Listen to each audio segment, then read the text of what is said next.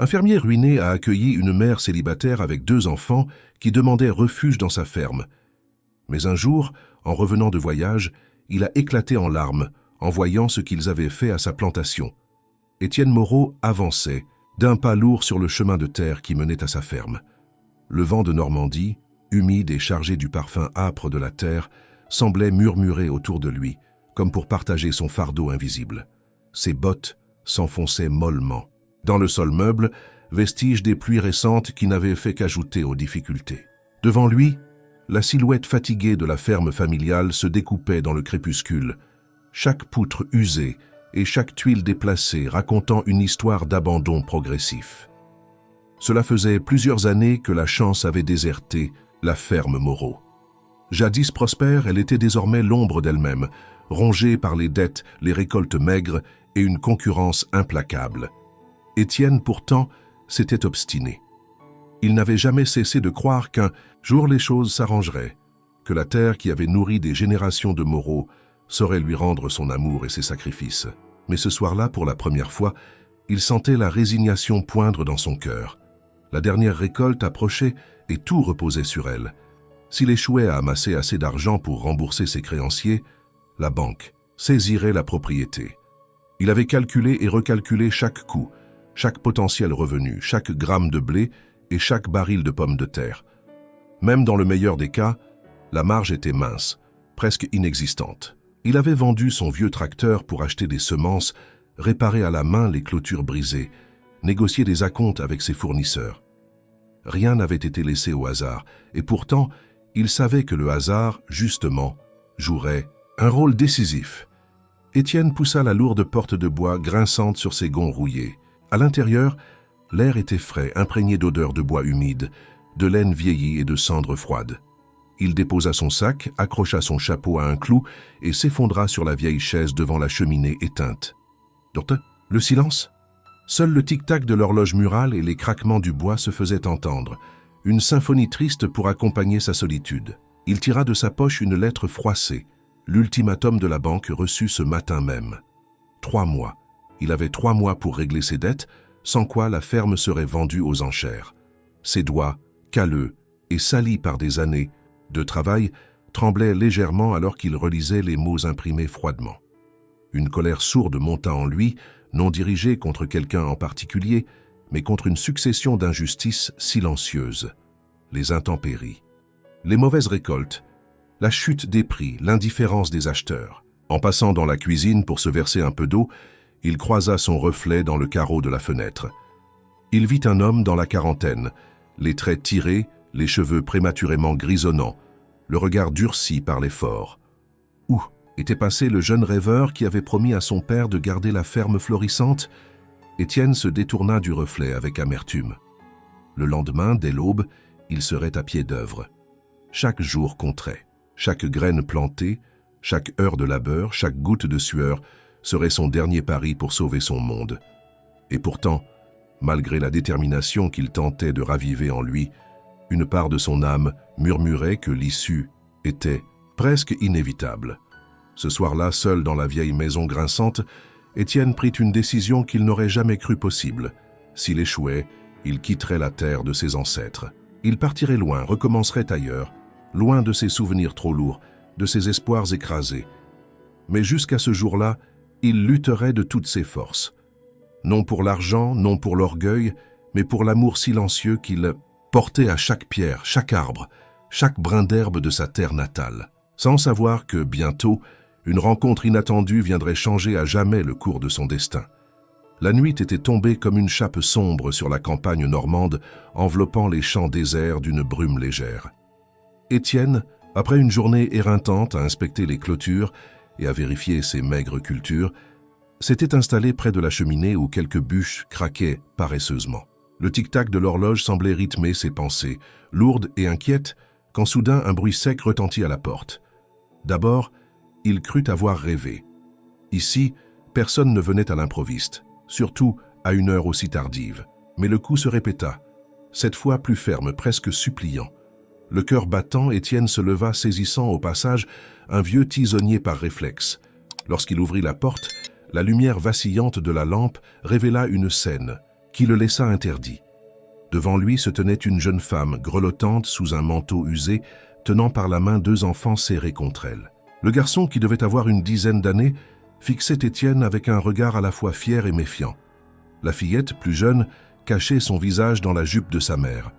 Tous 3 étaient trempés par une pluie fine et glaciale, et leurs traits trahissaient la fatigue, la faim, et une forme de détresse silencieuse qui ne pouvait être feinte. « Bonsoir, je suis désolé de vous déranger si tard », balbutia la femme d'une voix rauque. « Je m'appelle Claire Dubois. Ce sont mes enfants, Hugo et Camille. Nous cherchons juste un abri pour la nuit. Nous n'avons nulle part où aller. » Étienne resta un instant immobile, partagé entre la prudence naturelle qu'impose la solitude et une impulsion plus profonde, celle de ne pas fermer sa porte à ceux que la vie avait déjà assez maltraités. Il détailla les traits tirés de Claire, les joues creuses des enfants, et sentit une vieille compassion, usée mais intacte, s'éveiller en lui. Sans un mot, il s'écarta pour les laisser entrer. Claire hésita une seconde, comme si elle redoutait un piège, puis, voyant la main qu'Étienne maintenait ouverte en signe d'accueil, franchit le seuil avec ses enfants. La chaleur relative de l'intérieur fit aussitôt perler la buée sur leurs vêtements trempés. Étienne referma la porte derrière eux et posa le tisonnier discrètement. « Vous pouvez vous asseoir près du feu. Prenez vos aises, dit-il, d'une voix plus bourrue qu'il ne l'aurait voulu. Claire hocha la tête avec reconnaissance et guida les enfants vers l'âtre. Étienne, un peu maladroit, s'empressa d'ajouter quelques bûches pour raviver les flammes. Quelques minutes passèrent dans un silence pesant, brisé seulement par le crépitement du bois et les soupirs discrets des enfants qui commençaient à se réchauffer. Finalement, Claire prit la parole, hésitante. « Nous venons de Rouen. J'ai perdu mon emploi il y a quelques mois. Nous avons tout vendu pour survivre, mais... » Elle baissa les yeux, incapable de terminer sa phrase. Étienne n'avait pas besoin d'entendre la suite. La pauvreté, il la connaissait trop bien. Le désespoir, il le lisait dans chaque geste de la jeune femme. « Vous pouvez rester ici pour la nuit, » déclara-t-il brusquement, presque gêné de son élan. « Ce n'est pas grand-chose, mais il y a une chambre libre. » Claire leva vers lui un regard embué de larmes, qu'elle essaya de cacher derrière un sourire tremblant. Hugo se redressa, comme prêt à protéger sa mère, mais Étienne lui adressa un hochement de tête solennel, une promesse tacite de « respect ». Il alla chercher des draps propres, des serviettes et quelques vêtements secs qui pourraient convenir. Pendant ce temps, Claire aida les enfants à enlever leurs habits trempés et à s'installer autour du feu. La scène avait quelque chose d'irréel pour Étienne, habitué à la solitude et au silence. Quand tout fut prêt, il guida la petite famille jusqu'à une chambre attenante, autrefois celle de son frère disparu, laissée presque intacte. Claire remercia d'une voix cassée, tenant Camille contre elle, tandis que Hugo inspectait la pièce d'un regard méfiant mais émerveillé. De retour seul dans sa cuisine, Étienne s'appuya contre l'évier, le regard perdu dans le noir. Avait-il bien fait? Il avait à peine de quoi subvenir à ses propres besoins. Comment pourrait-il aider ces 3 âmes perdues? Et pourtant, une chaleur étrange, presque oubliée, palpitait en lui. Comme si, malgré les circonstances, sa vieille maison avait retrouvé un semblant de vie. Cette nuit-là, alors que le vent continuait de souffler dehors, Étienne dormit mieux qu'il ne l'avait fait depuis longtemps.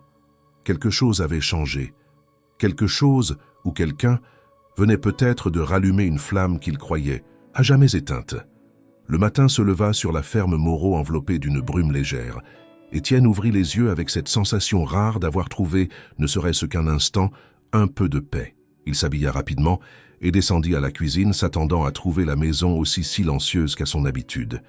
Pourtant, une odeur différente flottait dans l'air, une senteur discrète de café fraîchement préparé, et il entendit des chuchotements étouffés venant de la pièce principale. Surpris, il découvrit Claire affairée près du vieux poêle, surveillant une casserole d'eau bouillante, tandis que Hugo tentait maladroitement de mettre la table avec une application sérieuse. Camille, quant à elle, s'était installée, au pied de la cheminée, dessinant sur une vieille feuille de papier trouvée quelque part. L'image de cette petite scène, aussi simple soit-elle, serra le cœur d'Étienne.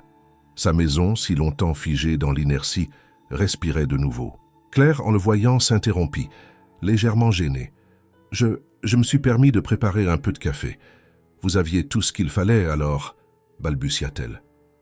Étienne hocha la tête, incapable de formuler une réponse immédiate.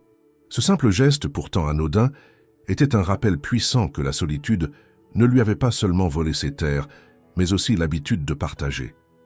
Les jours suivants, sans qu'aucun mot formel ne soit échangé, une sorte d'entente tacite se noua entre eux.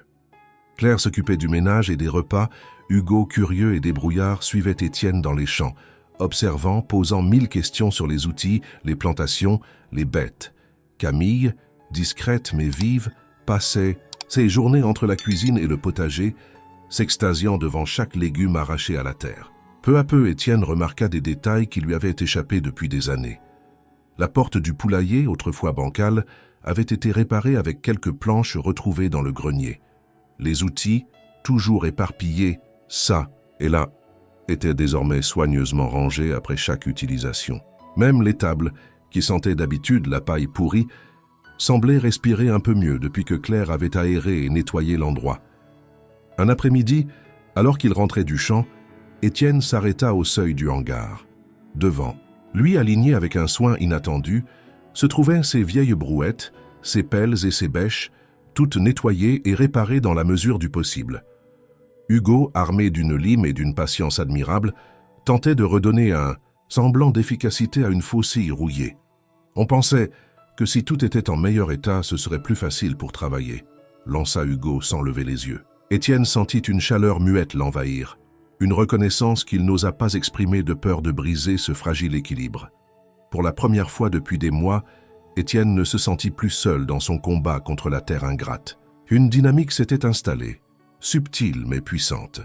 Chacun trouvait naturellement sa place, comme si la ferme elle-même reprenait vie sous l'impulsion discrète de cette petite famille en exil. Un soir, alors que la nuit tombait et que la brume s'étendait sur les champs, Étienne s'arrêta devant la maison, les bras croisés sur sa poitrine.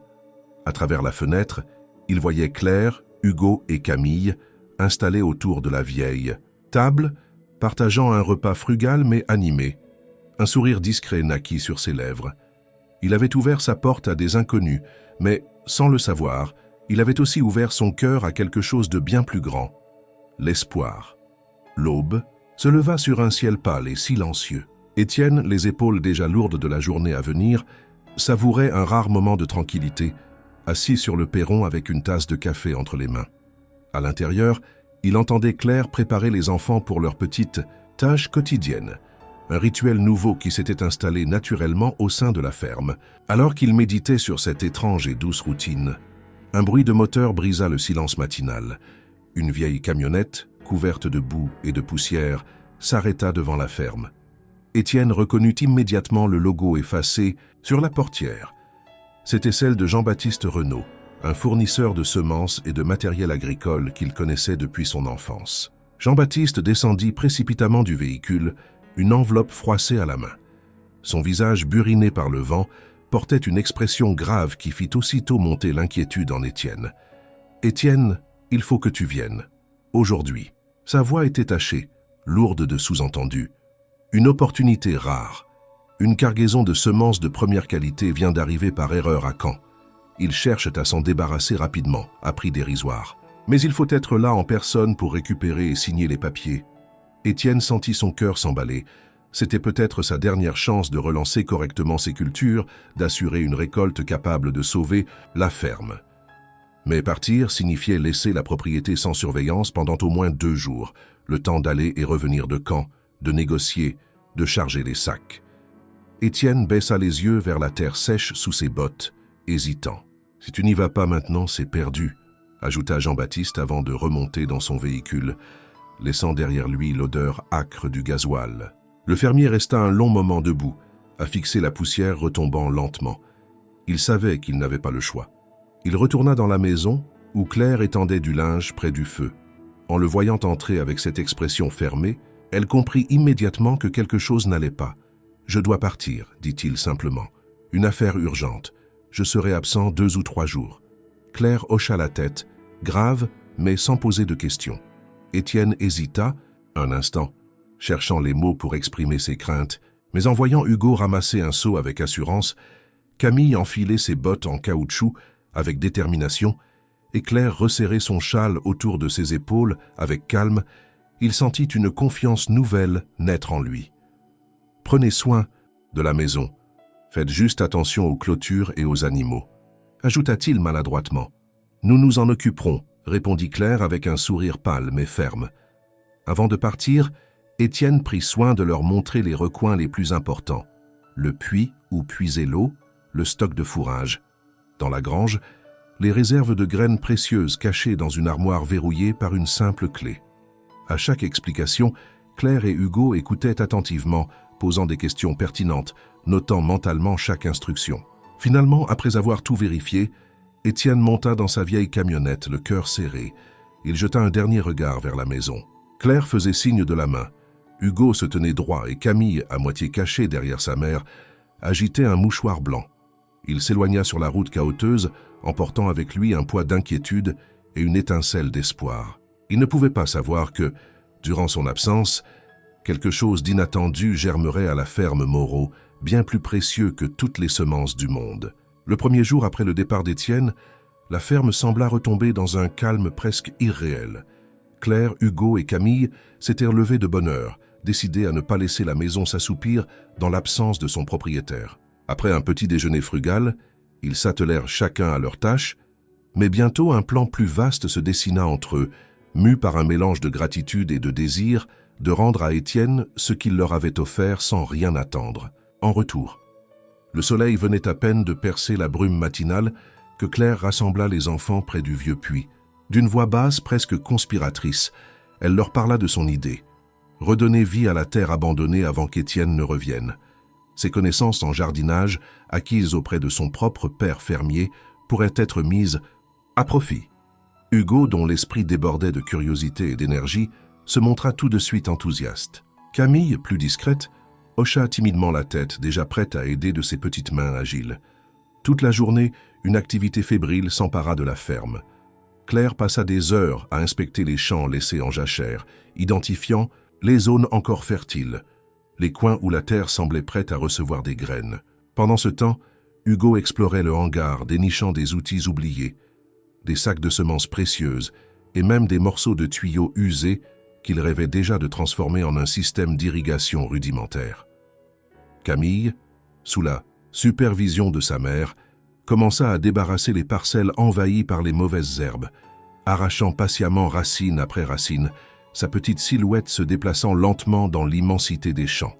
Mais malgré leur enthousiasme, Claire veillait à ce que leur activité ne paraisse pas trop visible. Chaque soir, elle insistait pour ranger les outils, balayer les traces de leur labeur improvisé et garder leur progrès partiellement dissimulé. Non par peur qu'Étienne désapprouve, mais par envie de lui offrir une véritable surprise, un geste silencieux de reconnaissance pour sa générosité. Cependant, même en essayant de se faire discret, il était inévitable que quelques signes de leur agitation apparaissent. À son départ précipité, Étienne, malgré sa fatigue, avait noté des chuchotements inhabituels, des regards échangés entre Claire et Hugo, des allées et venues inhabituelles près des granges et du potager. Mais son esprit préoccupé par le voyage avait repoussé toute suspicion, préférant croire que ses hôtes s'adaptaient simplement à leur nouvel environnement. Pendant ces journées, un esprit de camaraderie soudait davantage Claire et ses enfants. Hugo s'échinait à redresser une vieille clôture de bois, jurant parfois à voix basse en tentant de caler les planches branlantes. Claire, les manches retroussées, semait en silence de petites lignes droites de légumes, suivant des gestes hérités d'une vie ancienne, presque oubliée. Camille, armée d'un arrosoir cabossé, suivait chacun avec son sérieux d'enfant, distribuant précieusement l'eau puisée au puits. À la tombée du deuxième jour, un petit miracle avait déjà pris forme. Le potager, autrefois noyé sous les ronces, montrait de fines lignes vertes où les graines avaient été déposées. Les champs arides, bien que loin d'être restaurés, semblaient moins hostiles, griffés de sillons frais et de petites buttes soigneusement alignées. Dans la douce lumière du soir, Claire s'arrêta un instant pour contempler leur œuvre. Elle essuya ses mains pleines de terre sur son tablier et regarda ses enfants avec fierté.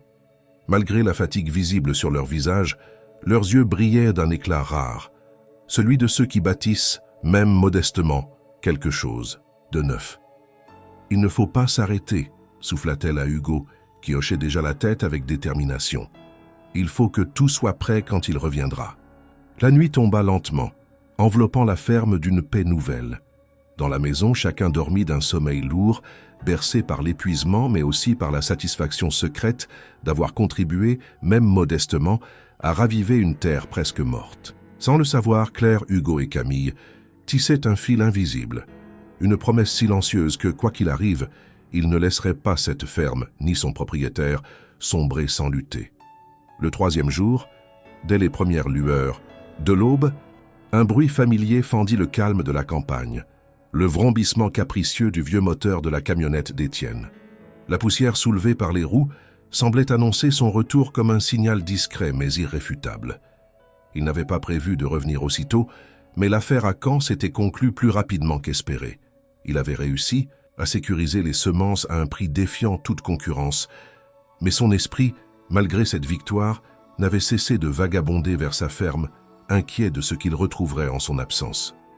Alors qu'il franchissait le portail de bois, grinçant, ses yeux fatigués balayèrent instinctivement l'horizon. Quelque chose pourtant l'arrêta net. Le chemin, autrefois envahi de mauvaises herbes, semblait avoir été dégagé. Le vieux potager sur sa droite, qu'il avait laissé moribond, portait des marques fraîches de plantation. Même le champ, au loin, montrait des traces de labour récent. Étienne plissa les yeux, persuadé que la fatigue lui jouait des tours. Il arrêta son véhicule devant la maison et descendit lentement, la main encore crispée sur la portière. Le silence qui régnait n'était pas celui de l'abandon, mais plutôt d'une attente discrète, presque solennelle. Sur le perron, Claire apparut, les mains jointes devant elle, un sourire timide flottant sur ses lèvres. Derrière elle, Hugo et Camille se tenaient droits, le visage maculé de poussière, mais les yeux brillants d'excitation retenus. Étienne ne sut d'abord quoi dire. Son regard glissa sur chaque détail nouveau, les outils rangés soigneusement contre la grange, les traces fraîches de terre retournées, le potager ordonné avec un soin presque professionnel. Il fit quelques pas, ses bottes crissant doucement sur le sol durci, puis d'un geste lent, il s'agenouilla au bord du potager.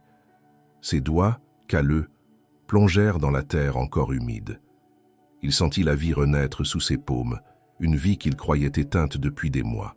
Des jeunes pousses vertes pointaient timidement sous la couche de terre, signe prometteur d'une récolte à venir. L'émotion le saisit brutalement. Un poids invisible, tissé d'années de lutte solitaire, de découragement silencieux et de défaites amères, sembla se détacher de ses épaules. Étienne laissa échapper un souffle tremblant et, incapable de contenir davantage ce qu'il ressentait, il se laissa tomber à genoux, le front courbé, les larmes coulant silencieusement sur ses joues tannées par le vent et le soleil. Claire s'approcha doucement, posant une main légère sur son épaule. Aucun mot ne fut échangé. Il n'en fallait pas. Tout était là, dans ce geste simple, dans cette présence discrète, mais indéfectible. Hugo et Camille, d'abord hésitants, vinrent à leur tour s'agenouiller près de lui. Hugo tendit maladroitement une petite plante fraîchement arrachée, racines nues et encore pleines de terre. Étienne prit le présent dans ses mains tremblantes, l'examina comme un trésor. « Ah, c'est nous qui avons fait ça !» souffla Camille d'une voix presque inaudible, les yeux écarquillés par l'importance du moment. Étienne releva lentement la tête, croisant leurs regards. Il comprit, sans besoin d'explication, l'effort immense, l'amour silencieux et la foi fragile qu'ils avaient semé ensemble dans cette terre qui n'attendait qu'une main tendue pour renaître. Dans ce silence chargé de promesses, Étienne sentit un changement profond s'opérer en lui. La ferme Moreau n'était plus un champ de ruines à défendre seul contre l'oubli. Elle devenait un lieu de renaissance, porté par des âmes venues, à lui sans bruit mais avec une force que rien ne semblait pouvoir éteindre. Ce jour-là, alors que les premières gouttes de pluie venaient en bénir la terre retournée, Étienne sut qu'il n'était plus seul. Le lendemain de son retour, Étienne se leva avant même que l'aube n'ait dissipé la brume pesante sur les champs. Il s'habilla en silence, l'esprit encore chamboulé par l'émotion de la veille, et sortit à l'extérieur. Le froid mordant du matin s'infiltra sous sa veste usée, mais il n'y prêta guère attention. Ce qu'il voulait, c'était voir de ses propres yeux si tout ce qu'il avait entrevu n'était pas un rêve de fatigue ou un mirage né du désespoir. En avançant lentement vers les champs, il découvrit un spectacle qui dépassa tout ce qu'il aurait pu imaginer. Sous les premières lueurs rosées du ciel, La terre autrefois stérile s'animait de signes discrets mais indiscutables de vie. De longues rangées bien alignées s'étendaient devant lui, marquées par de jeunes pousses qui perçaient fièrement la surface. Chaque parcelle semblait avoir été travaillée avec un soin méticuleux. La terre était aérée, débarrassée des cailloux, les sillons rectilignes trahissaient des mains patientes et précautionneuses. Au bord du potager, un petit système d'irrigation improvisée captait immédiatement l'attention. De vieux tuyaux rouillés, connectés de manière ingénieuse à des seaux et à une pompe manuelle, distribuaient l'eau avec une efficacité surprenante. Étienne s'approcha, examina les raccords faits de ficelles et de bouts de métal. Il comprit immédiatement que ce n'était pas l'œuvre d'un adulte expérimenté, mais celle d'un esprit jeune, débrouillard, inventif, Hugo. Non loin, quelques arbustes fruitiers qu'il croyait morts avaient été taillés, redressés et attachés avec des morceaux de tissu arrachés à de vieux vêtements. De petites boutures, soigneusement plantées dans des pots de fortune, des boîtes de conserve rouillées, des seaux fissurés, ornaient l'entrée du hangar, signe évident que Camille, avec ses mains délicates, avait œuvré là avec patience. Claire, elle, semblait avoir supervisé l'ensemble avec une précision discrète. Chaque zone montrait une organisation nouvelle, une logique qui échappait à la simple improvisation. Les légumes rapides à pousser étaient groupés ensemble, les plantes nécessitant plus de soleil soigneusement orientées vers le sud, et les outils nettoyés attendaient leur prochaine utilisation, accrochés dans l'ombre des hangars. Debout au milieu de ce champ renaissant, Étienne sentit une émotion douce l'envahir, différente de la détresse brutale qui l'avait submergé la veille. C'était une joie calme, profonde, celle qui vient de la reconnaissance silencieuse du miracle du travail commun. Claire le rejoignit peu après, essuyant ses mains terreuses sur son tablier. Elle n'avait pas besoin de parler. À travers son sourire discret, ses gestes précis, Étienne comprit l'ampleur de leur engagement.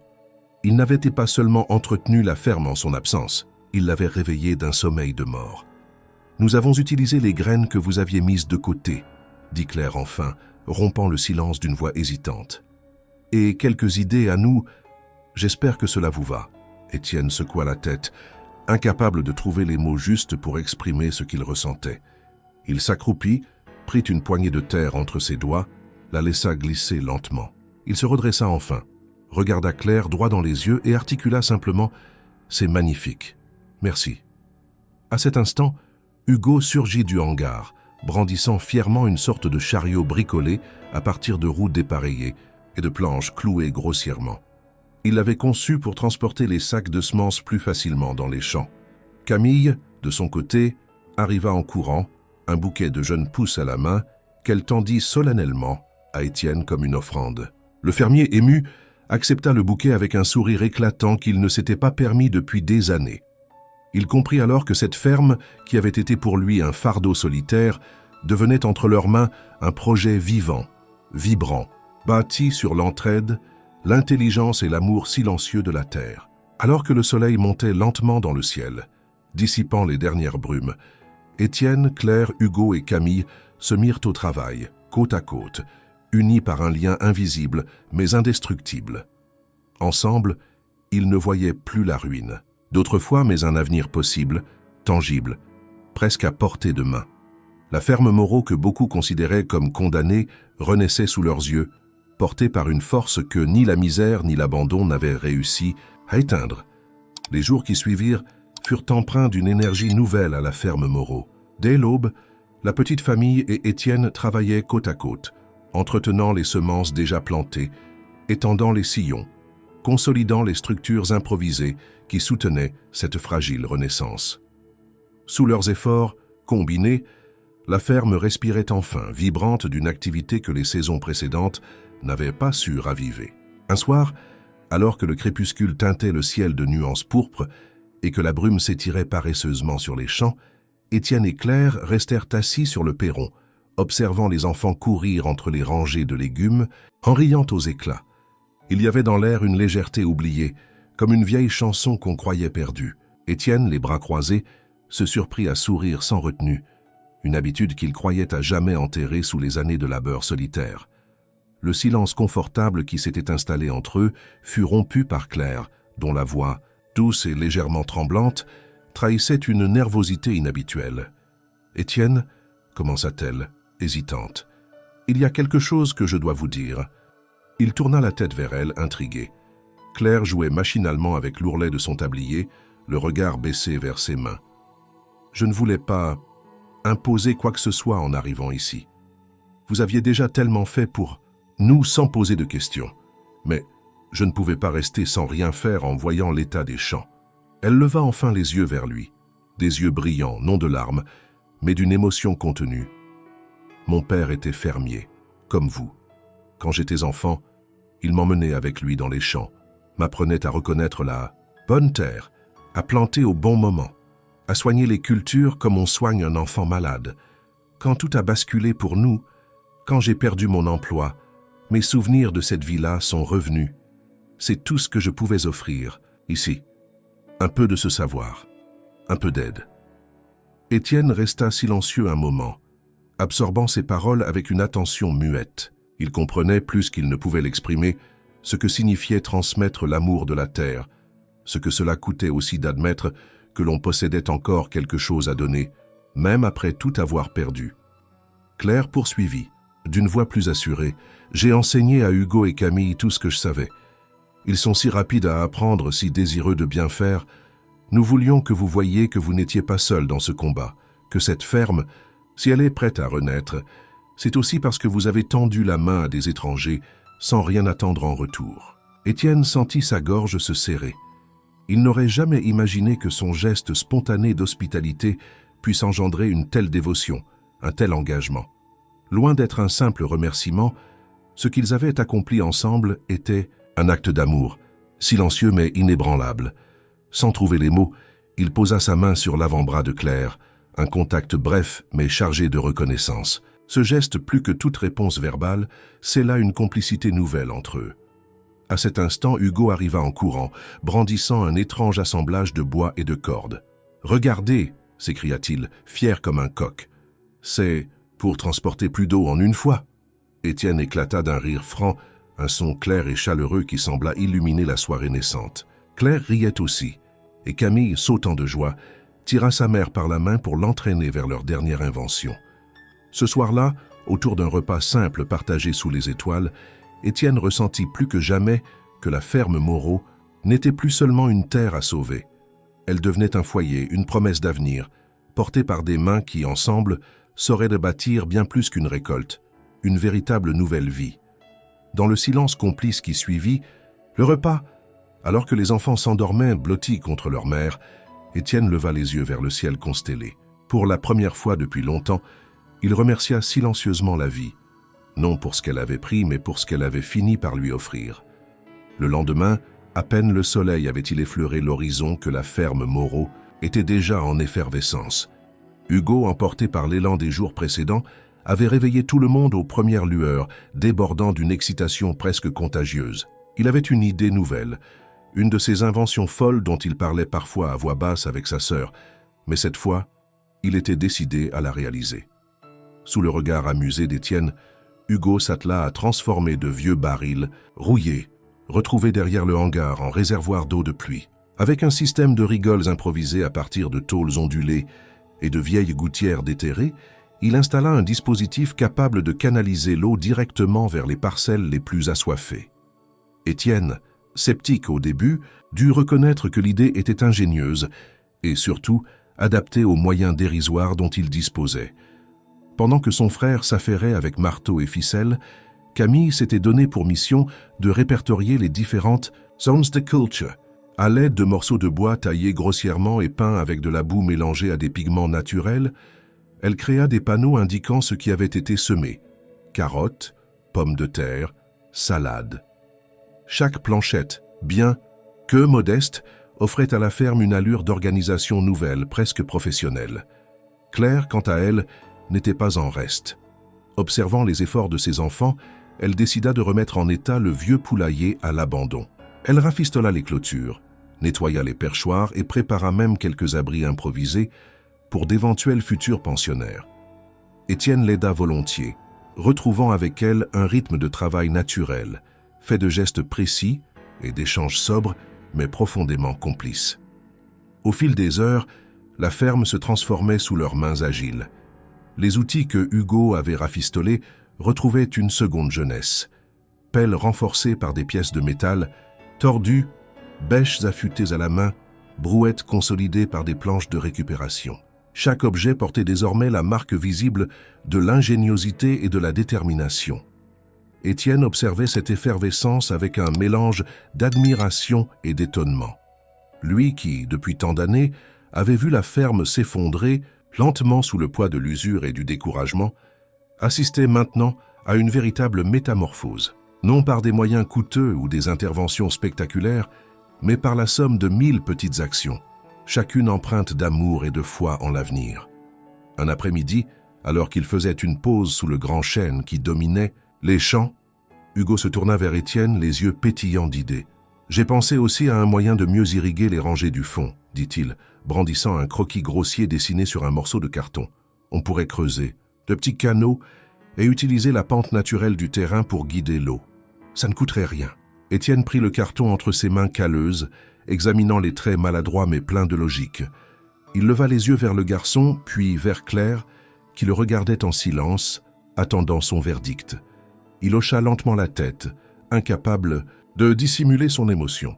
« C'est une excellente idée, Hugo, » dit-il simplement, sa voix légèrement rauque. Le soir venu, après une journée de travail harassante mais épanouissante, ils s'installèrent tous autour d'un feu improvisé dans la cour. Sous les étoiles, ils partagèrent un repas simple, fait de légumes fraîchement récoltés et de pain dur attendri à la chaleur des flammes. Ils riaient, évoquaient les projets à venir, échangeaient des idées comme autant de graines jetées dans la terre fertile de leur avenir commun. Étienne, adossé contre une vieille souche, regardait cette scène avec une tendresse qu'il n'aurait jamais cru pouvoir ressentir de nouveau. La ferme Moreau, jadis symbole de solitude et de déclin, devenait peu à peu le théâtre d'une véritable renaissance, portée par l'innocence inventive des enfants et la résilience silencieuse de Claire. Ce soir-là, Étienne comprit que l'avenir de sa terre ne reposerait plus uniquement sur ses épaules fatiguées. Désormais, il avait à ses côtés des alliés, des compagnons de fortune, une famille née non du sang, mais du travail partagé et de l'espoir retrouvé. Le mois de mai s'installa doucement sur la Normandie, baignant la ferme Moreau dans une lumière tiède et dorée. Le vent apportait avec lui l'odeur enivrante de la terre mouillée et des jeunes pousses, et chaque recoin du domaine semblait vibrer d'une énergie nouvelle. Étienne, debout au milieu de son champ, la main en visière pour mieux voir sous le soleil éclatant, se sentait différent. Ce n'était pas seulement son regard qui avait changé, c'était son âme entière, légère comme elle ne l'avait plus été depuis des années. À ses côtés, Claire, agenouillée, ôtait les mauvaises herbes avec des gestes sûrs, tandis que Camille l'imitait maladroitement à quelques mètres. Plus loin, Hugo, torse nu sous la chaleur croissante, maniait avec ardeur la bêche pour creuser les canaux d'irrigation qu'il avait imaginés. La coordination naturelle de leurs efforts, la simplicité de leurs échanges et l'harmonie silencieuse qui régnait entre eux composaient une scène que même Étienne n'aurait su rêver. Ce matin-là, il décida que le temps était venu de passer à une nouvelle étape, replanter l'ensemble du grand champ. Il n'était plus question de survie précaire ou de tentatives désespérées, mais bien d'un véritable projet d'avenir. Étienne sortit les semences précieuses qu'il avait ramenées de Caen, du blé à haut rendement, des graines de tournesol robustes, des haricots résistants aux maladies. Claire, en découvrant ces trésors, eut un sourire rayonnant. « Avec ça, nous aurons une ferme digne de ce nom », murmura-t-elle. Ils établirent ensemble un plan de plantation précis. Étienne, fort de son expérience, traça les lignes principales à l'aide d'un soc rudimentaire. Claire et Hugo suivaient, semant soigneusement graine après graine, tandis que Camille, concentrée, recouvrait les sillons de terre meuble. Les jours suivants, la ferme résonna de l'écho, joyeux de leur travail commun. Hugo améliora son système d'irrigation, aidé par Étienne qui, à son propre étonnement, trouvait plaisir à discuter techniques et astuces avec le garçon. Claire réorganisa les dépendances, libérant de l'espace pour de futures réserves. Camille, elle, s'improvisa petite intendante, notant dans un carnet tout ce qui poussait, ce qu'il fallait surveiller, arroser ou protéger des oiseaux. Un après-midi, alors que la chaleur de midi ralentissait un peu leur rythme, Étienne s'assit à l'ombre du grand chêne et contempla les fruits de leurs efforts. Les champs, autrefois marqués par l'abandon, scintillaient de jeunes pousses prometteuses. Les clôtures redressées, les outils réparés, les chemins dégagés, tout portait la marque visible d'une renaissance patiente et déterminée. Étienne repensa à tout ce qui les avait menés jusque-là, l'apparition soudaine de Claire et de ses enfants, leur détermination silencieuse, la manière dont ils avaient donné sans rien exiger, reconstruisant pierre par pierre ce qu'ils croyaient perdu. Il réalisa que cette transformation allait bien au-delà des terres. C'était lui-même qui renaissait, lentement, porté par l'amour discret mais puissant de cette nouvelle famille. Un soir, alors qu'il dînait, sous la lumière vacillante, d'une lanterne suspendue à un crochet rouillé, Étienne prit la parole d'une voix douce, presque hésitante. « Je ne vous ai jamais remercié correctement, » dit-il, son regard embrassant tour à tour Claire, Hugo et Camille. « Vous avez redonné vie à cette terre, mais aussi à moi. Je ne l'oublierai jamais. » Claire répondit par un sourire simple, sans artifice, comme elle en avait l'habitude. Hugo bomba fièrement le torse, tandis que Camille, rougissante, baissa les yeux sur son assiette. Le silence qui suivit fut celui des grandes promesses silencieuses, celles qui n'ont pas besoin de serment pour être éternelles. À la lumière des étoiles, Étienne comprit que désormais il ne menait plus son combat seul. Il avait trouvé auprès de Claire, Hugo et Camille non seulement des compagnons de travail, mais des compagnons de vie. Ensemble, ils avaient planté bien plus que des graines. Ils avaient ensemé l'espoir dans une terre que beaucoup disaient stérile. Et cette fois, Étienne en était certain. La récolte serait belle. À mesure que le printemps avançait, la ferme Moreau se transforma en un véritable tableau vivant. Le blé ondulait doucement sous la brise. Les tournesols tournèrent leur corolle dorée vers le ciel et les rangées ordonnées de légumes exhalaient un parfum de promesse. Cette explosion de vie, aussi discrète fut-elle au début, n'échappa pas longtemps au regard curieux du voisinage. Tout d'abord, ce furent les voisins immédiats, les anciens amis et rivaux d'Étienne, qui remarquèrent les changements. Monsieur Delacroix, le vieux fermier du hameau voisin, passa un jour à cheval devant les champs et ralentit ostensiblement. Lui qui avait souvent déclaré que la ferme Moreau était bonne à laisser à l'herbe et aux rats, resta bouche bée devant l'ordre nouveau, la vigueur des jeunes pousses, la vitalité évidente de la terre. Puis, la rumeur enfla, portée par les marchés de village et les rencontres fortuites. Rosal de Valogne, on chuchotait que la ferme Moreau, pourtant condamnée, renaissait miraculeusement. Certains prétendaient qu'Étienne avait reçu un héritage inattendu. D'autres juraient qu'il avait engagé des ouvriers venus d'ailleurs. Mais personne ne devinait la vérité simple. 3 étrangers, avec leurs seules mains, leur courage et leur cœur, avaient rendu la vie à cette terre abandonnée. Un matin, alors qu'Étienne réparait une barrière, une carriole bringue-ballante s'arrêta au bord du chemin. C'était Madame Lambert, la marchande de semences, accompagnée de son fils. Elle descendit prestement et aborda Étienne avec un sourire éblouissant. « On m'a dit que vos champs étaient à nouveau pleins de vie, » lança-t-elle.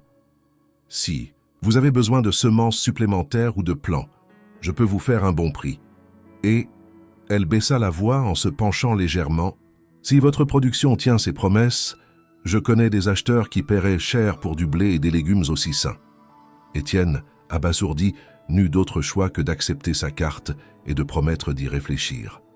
À peine, la carriole disparut dans la poussière qu'un autre visiteur apparut. Henri Giraud, propriétaire de la minoterie locale, venu lui aussi sonder la possibilité d'achat futur. Ces visites, d'abord sporadiques, se multiplièrent en quelques semaines. D'anciens amis, d'anciens créanciers même, frappaient à la porte, parfois par curiosité, souvent par intérêt. Tous voulaient voir de leurs propres yeux ce qui semblait être une sorte de miracle agricole. Chacun repartait impressionné, commentant à voix basse l'ordre méticuleux des cultures, l'inventivité des systèmes d'irrigation et la santé éclatante des jeunes plants. Un après-midi, alors qu'Étienne, Claire et les enfants s'attelaient à planter des herbes aromatiques dans un coin du potager, un groupe d'écoliers arriva en visite impromptue, mené par leur institutrice.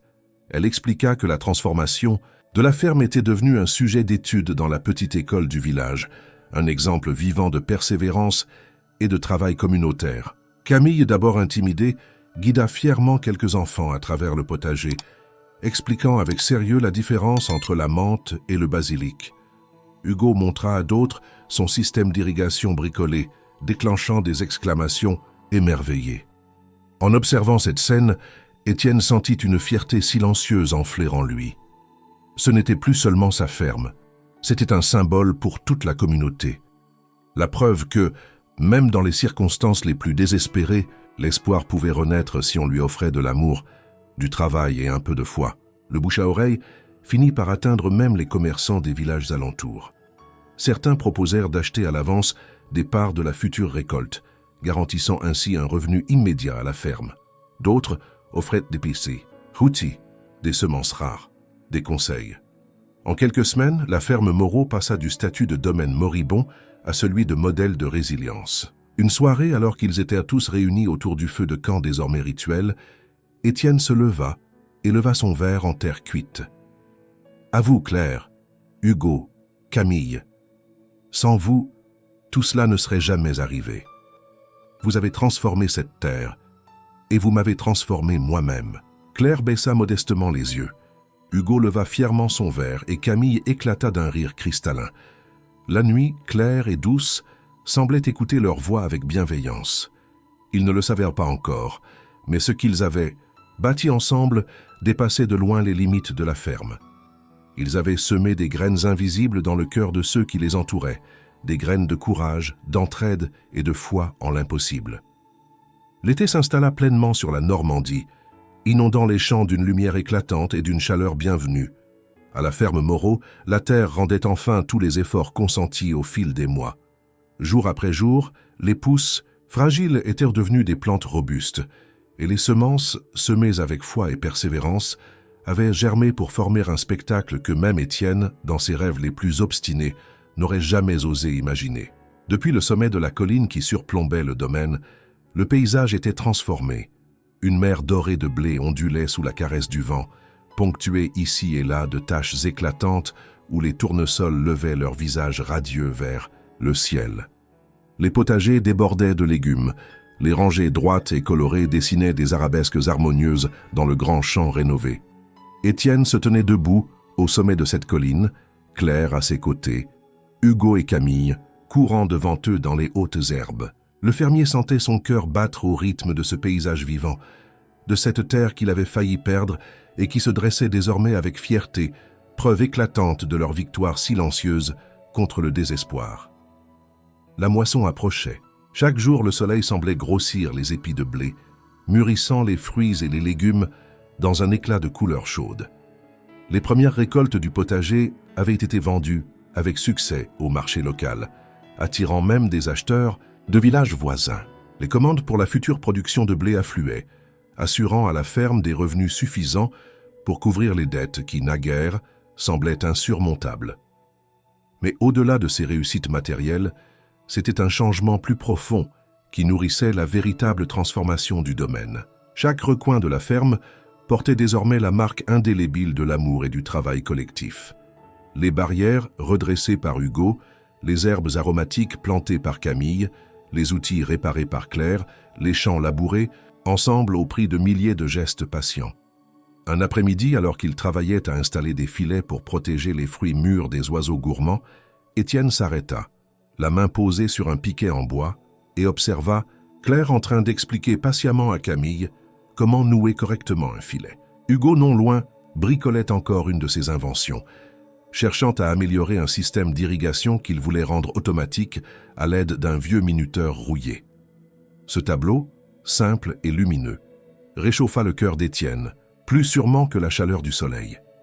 Il comprit en cet instant que la véritable renaissance de la ferme Moreau n'était pas dans la seule réussite de ses cultures, mais dans cette vie qu'ils avaient recréée ensemble, dans cette famille qu'ils formaient désormais sans même avoir besoin d'en parler. La veille de la première grande récolte, ils organisèrent une fête improvisée. Autour d'une grande table dressée à même la cour, sous une guirlande de lampes fabriquées avec des bocaux de verre et des bougies, ils rassemblèrent quelques voisins venus en amis sincères. On mangea, on chanta, on rit longtemps dans la nuit douce. Étienne, assis à l'extrémité de la table, contemplait ses invités et ses compagnons de travail. Le sourire de Claire illuminé par les lanternes, les éclats de rire de Hugo qui mimait les mésaventures du champ, les yeux brillants de Camille qui savourait sa première récolte comme un trésor inestimable. La fierté qu'il ressentait était différente de celle de ses ancêtres, celle née de la possession ou de la prospérité matérielle. C'était une fierté douce, profonde, issue du fait d'avoir bâti quelque chose qui, au-delà des pierres et des récoltes, appartenait au cœur. Dans le silence complice de cette nuit d'été, Étienne leva son verre vers les étoiles. « À cette terre, à la vie et à nous », murmura-t-il. Le lendemain, alors que les premières gerbes de blé furent coupées sous le ciel éclatant, un frisson de gratitude et de bonheur traversa Étienne. Son champ doré, né d'une terre que tout le monde disait morte, portait désormais les fruits d'un amour, d'une patience et d'une foi inébranlables. Ce n'était pas seulement une récolte qu'il célébrait, mais la preuve éclatante que même après les tempêtes, même après les abandons, la vie, lorsqu'elle est soignée avec tendresse, peut renaître plus belle encore que ce qu'on avait perdu. La moisson battait son plein sous le ciel éclatant de la fin de l'été. Le champ doré, autrefois symbole de désolation et de perte, s'était transformé en une mer vivante et vibrante, chaque gerbe de blé tombant sous la lame des faucilles comme une offrande, une récompense silencieuse pour tant d'efforts silencieux et de foi têtus. Depuis l'aube, Étienne, Claire, Hugo et Camille travaillaient côte à côte, leurs gestes rythmés par une énergie calme et sûre. Autour d'eux, des amis venus des hameaux voisins prêtaient main forte, coupant, liant, chargeant les bottes sur de vieilles charrettes grinçantes. Les rires, les appels joyeux et le chant des cigales formaient une musique simple et magnifique, un hommage spontané à la renaissance de la ferme. À midi, alors que le soleil brûlait au zénith, ils firent une pause sous l'ombre salvatrice du grand chêne. Sur une nappe étalée à même l'herbe, Claire avait disposé un repas rustique. Pain croustillant, fromages odorants, fruits juteux cueillis le matin même. Étienne, assis légèrement en retrait, observait la scène d'un regard attendri. Camille riait en courant autour du tronc, poursuivi par Hugo qui brandissait une botte de foin comme une arme ridicule. Claire, les mains posées sur ses genoux, regardait ses enfants avec un sourire doux, celui des âmes qui ont connu le pire, et savourent chaque instant de répit comme un trésor. Étienne sentit une chaleur monter dans sa poitrine. Il détourna le regard vers les champs, ses champs, et fut submergé par une vague d'émotions qu'il ne chercha pas à contenir.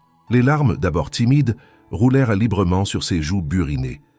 Il ne pleurait pas de tristesse ni de fatigue, mais d'une gratitude pure et simple, celle qui naît lorsque l'on comprend d'un seul coup tout ce que l'on croyait perdu a été rendu autrement mieux, plus profondément.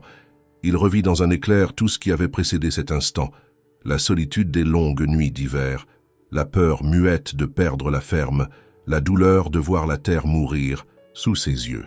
Puis il vit Claire, frappant timidement à sa porte. Hugo et Camille, leurs regards pleins de défis et d'espoir, leurs petites mains transformant les champs, redonnant vie aux outils, construisant jour après jour une maison bien plus grande que 4 murs. Claire, s'apercevant de son trouble, s'approcha doucement. Elle s'accroupit près de lui sans rien dire, simplement présente, simplement là. Étienne leva vers elle un regard brillant et murmura d'une voix rauque « Merci ». Pas un merci ordinaire, mais un merci lourd de sens, chargé de toutes les peurs surmontées, de toute la tendresse refoulée, de toute la reconnaissance infinie envers ceux qui, sans rien promettre, avaient tout donné. Claire posa sa main sur la sienne, un geste silencieux qui disait plus que 1000 mots. « Nous sommes chez nous ici, Étienne », répondit-elle doucement, « grâce à vous. » À ces mots, Hugo et Camille vinrent se blottir contre eux, riant encore, ignorant l'ampleur de l'émotion qui les entourait, mais sentant instinctivement la force du lien qui les unissait désormais. L'après-midi reprit sous le signe de la fête. On reprit le travail avec ardeur, les bras et les cœurs allégés. La ferme Moreau n'était plus seulement sauvée, elle était devenue un sanctuaire, un foyer, un symbole vivant que la terre, comme les âmes, peut renaître quand on lui offre patience, travail et amour.